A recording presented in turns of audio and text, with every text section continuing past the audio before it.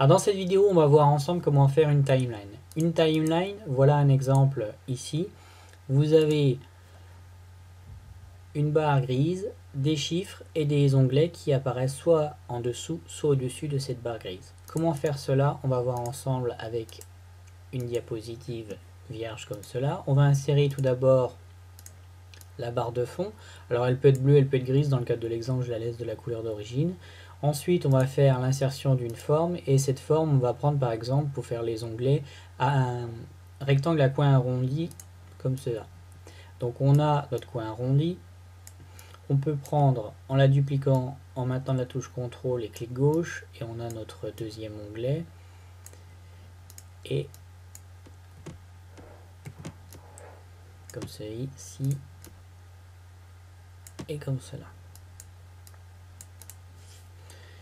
On vérifie à mettre bien correctement la barre au premier plan, donc soit vous faites avancer, soit vous faites directement mettre au premier plan. Vous verrez ainsi la barre au premier plan.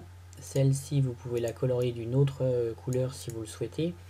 Une fois que ça c'est fait, vous avez quasiment tout qui est créé à part la petite sphère. Donc la sphère, vous pouvez soit en créer deux et les juxtaposer, les centrer l'une dans l'autre et mettre par exemple un remplissage comme ceci avec une zone de texte. Donc modifier, vous pouvez mettre 1.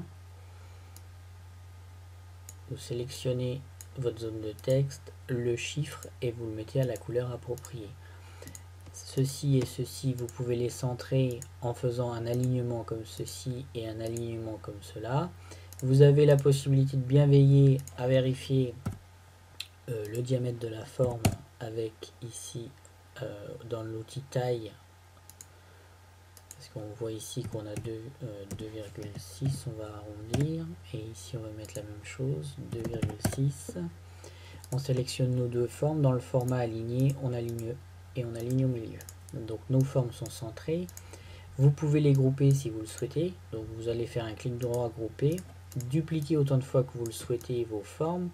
Et une fois que ça c'est fait, vous avez la possibilité, en cliquant à l'intérieur, de changer le chiffre comme ceci.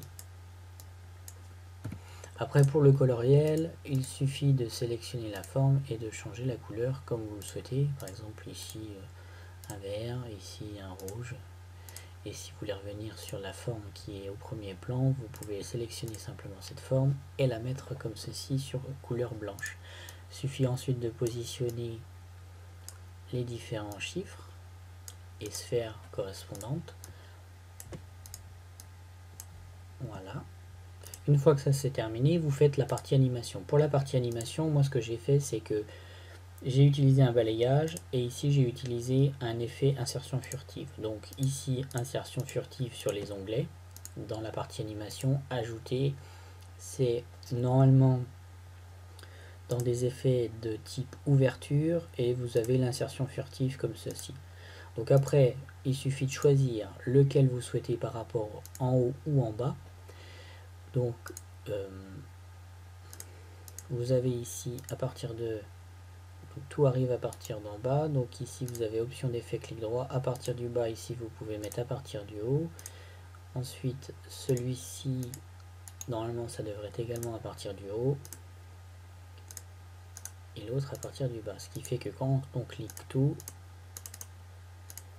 on a comme ceci. Donc vous pouvez faire ce genre d'effet. L'important, là moi j'ai utilisé l'insertion furtive. Ici vous pouvez faire ajouter de type balayer, donc balayer, balayer, balayer sur les trois, enfin sur les quatre pardon, et puis après il suffit de prendre et de faire glisser le groupe correspondant à l'endroit souhaité. Alors après vous pouvez faire soit au clic, soit les uns après les autres. Alors par exemple ici, après,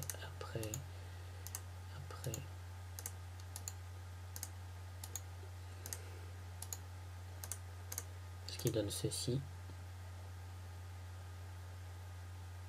Voilà. Voilà un exemple de timeline. Alors il y en a une qui a été faite ici, mais qui est beaucoup plus poussée. Donc vous avez l'effet sur la barre, vous avez les insertions furtives à partir du centre, et l'effet On a fait un petit effet zoom sur la partie qui se trouve au niveau des chiffres. Donc vous avez un effet zoom et ici vous avez un effet insertion furtive. Alors ici pour l'effet zoom, il suffit de les sélectionner comme cela.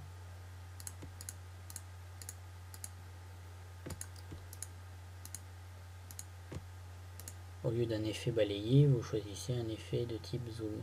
Donc l'effet zoom, normalement, c'est un effet d'apparition ou de manière discrète comme ceci.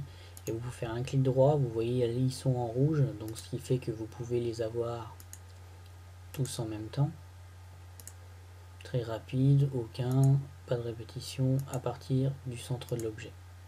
Comme ceci. Si je lis tout. Voilà comment on peut faire un effet timeline sur PowerPoint. Je vous remercie pour votre attention et je vous dis à très bientôt.